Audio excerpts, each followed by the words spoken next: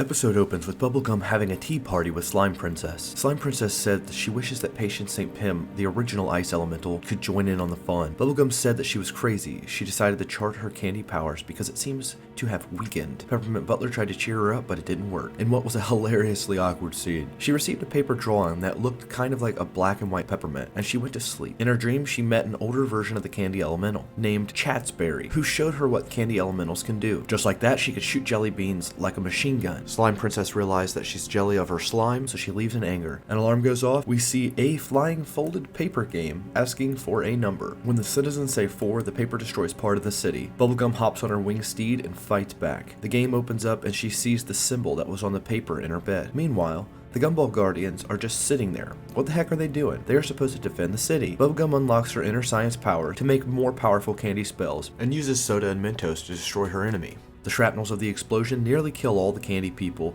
and destroy all the homes in town. Cut to Patience Pimm. We find that she is the one who made the paper airplane, and you hear Ice King yell, "Hey, can you keep it down there? Some of us have to work tomorrow." Holy crap. She has actually been living with the Ice King all this time? Is this why he hasn't been trying to capture any princesses lately? While this seems like a bad thing, as she seems to lean on the more villainous side, I'm actually really happy for the Ice King. As you saw in my Adventure Time Explained video on the Ice King, he is so incredibly lonely, and all he wanted was to be loved. Maybe he has been secretly in love with Patience since her first arrival onto the show. How nice is that thought? You go, Simon. Proud of you, buddy.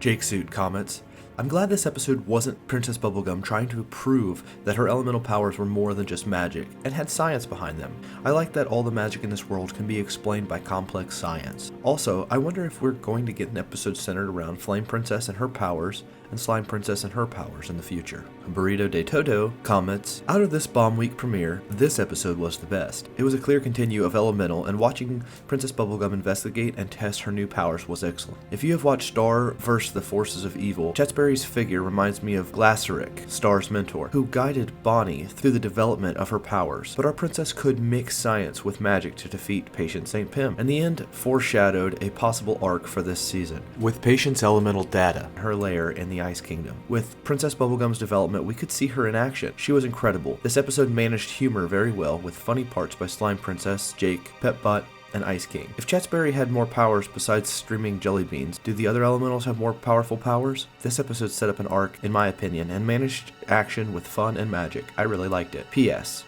Princess Bubblegum's weird face, like when she made the cheese for the perfect sandwich in the first Grables episode. PS2, Pepbot is a shrink with evil mystical powers. PS3, part of Patience chart. Neo Fusion Box writes, wow, this episode was the best of the week for sure. The way Bonnie used her style and knowledge on science to work with her elemental powers. This is a very smart move indeed. Also, holy hell, Patience's plan sounds crazy. She's wanting to involve even Flame King, and anyone noticed Evergreen and a picture of a freaking comet was there in the final two? The duck? A comet? This season's going to be insane indeed. Thomas Hell says, I like how Patience is still trying to reunite the elementals together, despite having been humiliated before. I really like her a lot now compared to her debut episode. Her kissing a paper airplane and flying it towards an image of Princess Bubblegum was also pretty funny. Marcy might not be happy with this though. We'll probably see a death match between the two in the future. Princess Bubblegum using chemistry to produce soda and Mentos was mind-blowing, and it really amused me as a nerd. I'm kind of worried about the state of the Candy Kingdom though. It looks really messed up. Overall, really good episode filled with action, humor, and definitely surprise factors. And finally, listen to what the Ice Prince had to say. Adventure Time absolutely killed it with this week of episodes. Honestly, it is one of the best seasons already in my opinion. Anyways, it seems Princess Bubblegum was feeling lost and unsure of herself after discovering her newfound powers.